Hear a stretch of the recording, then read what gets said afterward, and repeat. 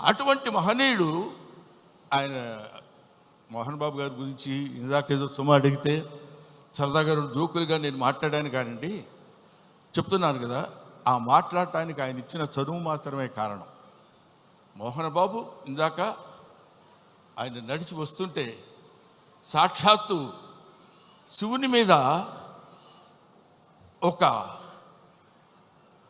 శివపాద సేవ చేసినటువంటి శివపాదార్చకుడైనటువంటి ఒక మహదేవ శాస్త్రి వస్తున్న ఆ నడక, టీవీ, ఆ ఆలోచన విధానం, అటువంటి మహానటుడి గురించి మనం చెప్పాల్సిన అవసరం లేదు.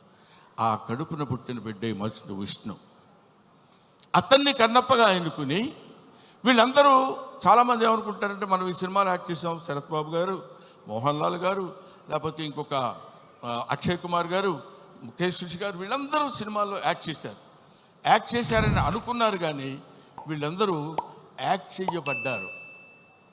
శివుని యొక్క ఆజ్ఞ చేత వీళ్ళందరూ ఈ సినిమాలో నటించాల్సిన, ఎందుకంటే ఎన్నో సినిమాలు చేసిన వాళ్ళు ఉన్నారు.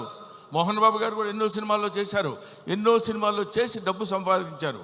డబ్బు సంపాదన మాత్రమే ప్రాతిపదికగా తీసినటువంటి సినిమా ఇది అయితే అయి ఉండొచ్చునేమో, కానీ కొంతమంది దృష్టిలో ఇది కేవలం పరమేశ్వరుని యొక్క అనుజ్ఞ చేత, పరమేశ్వరుని యొక్క ఆజ్ఞ చేత శిరసావహించి తీసినటువంటి ఈ సినిమా.